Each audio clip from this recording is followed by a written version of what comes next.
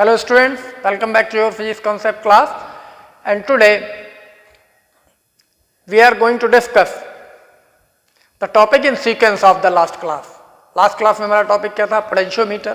Potentiometer के बारे में हमने डिटेल में जान लिया था, but today I am going to tell you how we can compare the EMF of two cell by using the potentiometer, और यही आज हमारा टॉपिक है. ठीक है, तो टॉपिक क्या है?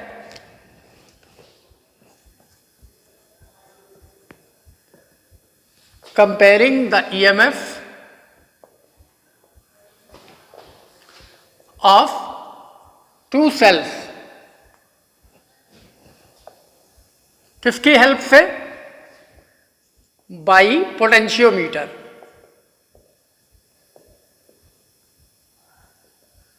ठीक है, ये है हमारा टॉपिक. तो सबसे पहले तो हमें क्या करना है इसमें? वी हैव टू मेंटेन और arrange a circuit of two cells with the potentiometer. तो वो सर्किट कैसा बनेगा? पहले हम डायग्राम अंडरस्टैंड करते हैं. सबसे पहले तो हमें पोटेंशियोमीटर बनाना होगा. डायग्राम में ऑलरेडी आपको क्लियर है किस तरीके का होता है. This is the potentiometer. Okay, अब हम यहाँ क्या क्या यूज करने वाले हैं? This is the first binding screw and this is the second binding screw of the wire of potentiometer. और यहाँ जो जो हम यूज करने वाले हैं वो देखते चलते हैं क्या क्या यूज करेंगे.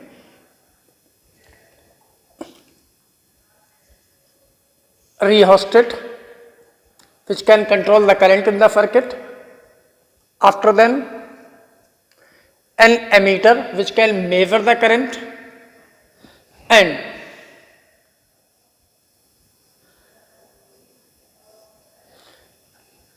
a cell and a one-way key works as a switch.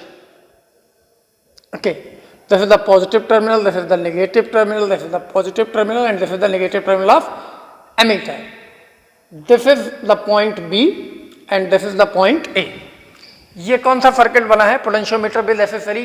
Last class में मैंने बताया था it is named as the driver और auxiliary circuit of the potentiometer. तो इस पूरे सर्किट का नाम है एक्सिलरी सर्किट और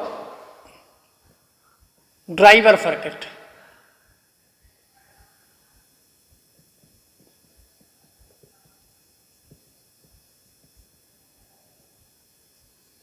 पोटेंशियोमीटर. ठीक है, अब हमें क्या करना है? टॉपिक क्या है हमारा? Comparing the EMF of two cell. दो सेल्स के ईएमएफ को कंपेयर करना है. तो पहले हम उन सेल को लेंगे. पहले तो ये हमारा सर्किट तैयार हो गया. बाय पोटेंशियोमीटर आपको क्लियर है? With two binding screw on a wooden board having a wire 4 wire और 8 वायर और 12 वायर ए बी. इसके साथ में जो हमें एक्सेसरीज यूज करनी थी सर्किट को कंप्लीट करने के लिए, एक रिहोस्टेट जो करंट को कम ज्यादा कर सकती है सर्किट में, करंट कंट्रोलर, एक एमीटर जो करंट को मेजर कर सकता है, एक बैटरी और सेल जिसको हमने नेम दिया है ड्राइवर सेल. ठीक है, और एक वन वे की जो इस सर्किट को ऑन ऑफ करेगी. तो ये तो पोटेंशियोमीटर प्रिपेयर हो गया हमारा सर्किट. अब हमें क्या करना है? The cell whose EMF is to be measured. दो सेल हैं हमें पता है. इन दोनों को हम क्या करेंगे? पॉजिटिव टर्मिनल को पॉजिटिव से कनेक्ट कर लेंगे, दोनों सेल्स के. इनके आगे यहां पर हमने दो कीज यूज की हैं, K1 एंड K2, और इन दोनों को कंबाइंडली एक गैल्वेनोमीटर से कनेक्ट किया है. ठीक है, गैल्वेनोमीटर से कनेक्ट किया है. अब क्या करना है? यहां पर इस डायग्राम को अभी इनकम्प्लीट छोड़ देता हूं मैं, इतना ही रखता हूं. और ये एक गैल्वेनोमीटर के साथ में स्लाइडर जिसको हम जॉकी बोलते हैं, जो इस वायर पर कहीं भी स्लाइड कर सकता है, मैं पहले ही बता चुका हूं. तो कैसे कंपेयर करेंगे? Suppose the EMF of the first cell is E1 and the second cell is E2. ये दोनों हमने सपोज कर लिए. इन्हीं को कंपेयर करना है हमें, और अगर इन दोनों में से एक नोन है तो दूसरे को हम कैलकुलेट भी कर सकते हैं. तो सबसे पहले कंपेयर करने के लिए हम करेंगे क्या? तो what should be the theory here? क्योंकि आपका बोर्ड का टॉपिक है, बोर्ड में एज ए क्वेश्चन भी आता है और प्रैक्टिकल टॉपिक भी है. तो प्रैक्टिकली तो आप इसको फाइंड आउट करेंगे ही करेंगे, साथ में थ्योरेटिकली आपको कैसे लिखना है, what should be it's theory. तो थ्योरी में आप क्या लिखेंगे, the topic is comparison of EMF of two primary cell by using the potentiometer, and you can write down only one line here. We have to make a simple arrangement with the potentiometer and the cell as shown in the figure. जैसा कि इस diagram में show किया, ये आना चाहिए आपको, diagram आपके माइंड में फिट होना चाहिए, ठीक है। अब ये हमने कनेक्ट कर लिया, this is a jockey slider जिसको हम बोलते हैं, जो इस पोटेंशियोमीटर वायर पर हम कहीं भी स्लाइड करा के क्या करते हैं, no deflection point find out करते हैं गैल्वेनोमीटर का। तो जब इस जॉकी को टच कराएंगे तो पहली कंडीशन क्या होगी देखते हैं। केस फर्स्ट अगर हम डिस्कस करें, the key K1 is closed and K2 is open. K1 को हमने क्लोज कर दिया, K2 को ओपन कर दिया। यहां कंफ्यूजन पहले दूर कर लेता हूं, यहां क्लोज करने का मतलब ऑन करना होता है और ओपन करने का मतलब ऑफ करना होता है। तो K1 को हमने क्लोज किया है, इस K1 को, और K2 क्या है, ओपन है। मीन से जो फर्स्ट वाला सेल है E1 जिसका EMF है, ये सिर्फ सर्किट में इन्वॉल्व होगा, ये डिस्कनेक्ट रहेगा क्योंकि ये की ओपन है, ठीक है। तो फर्स्ट सेल इन्वॉल्व होगा जस्ट, और फिर नाउ स्लाइड द वायर, एक पोजीशन में यहां दिखाता हूं, स्लाइड द वायर दिस, जहां on the potentiometer wire until no deflection point in the galvanometer is occur, जब तक नो डिफ्लेक्शन पॉइंट नहीं मिल जाता। और हमने सपोज कर लिया कि ये J1 पॉइंट पे मिल गया है, ठीक है। So now find the no deflection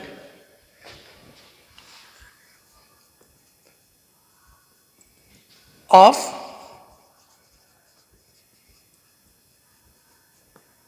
galvanometer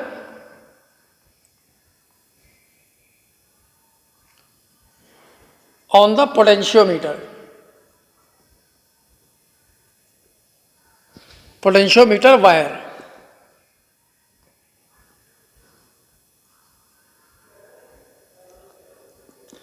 If it is at the point J1 and length L1, this is the theory. क्या किया हमने, K1 को क्लोज कर दिया मतलब ऑन कर दिया, और K2 को ओपन रखा मतलब वो सर्किट से ऑफ है। और नाउ इस जॉकी को हम इस वायर पे स्लाइड कर रहे हैं जब तक कि गैल्वेनोमीटर का नल पॉइंट नहीं मिल जाता, मीन फिर नो डिफ्लेक्शन शो नहीं करता है। Suppose this point is occur at the length, at the point J1 first situation के लिए, and which is at a length L from the positive terminal. 0 centimetre scale, ये आपको पता है, यहाँ 0 सेंटीमीटर होता है, 100 होता है, इसके पैरेलल एक स्केल भी लगा होता है। So L1, then E1 should be according to principle of potentiometer, B equals to KL. So E1 should be KL1. Consider as the equation first. Now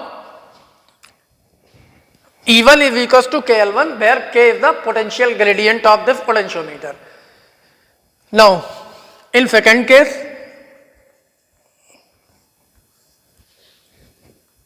the key K1 is open and K2 is closed. ठीक है, अब क्या किया, K1 को open कर दिया और K2 को क्लोज कर दिया।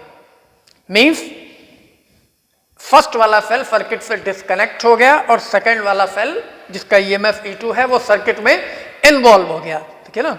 इसको ओपन किया मतलब ये डिस्कनेक्ट हो गई, ऑफ हो गई। इसको क्लोज किया मतलब ये कनेक्ट हो गई, सर्किट ऑन हो गया। अब सर्किट में कौन सा सेल इन्वॉल्व हो गया, E2 EMF वाला सेल इन्वॉल्व हो गया। तो बहुत सिंपल है। Again now if the no deflection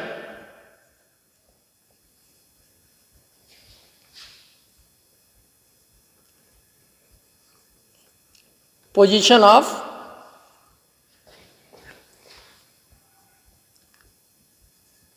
galvanometer is at a point J2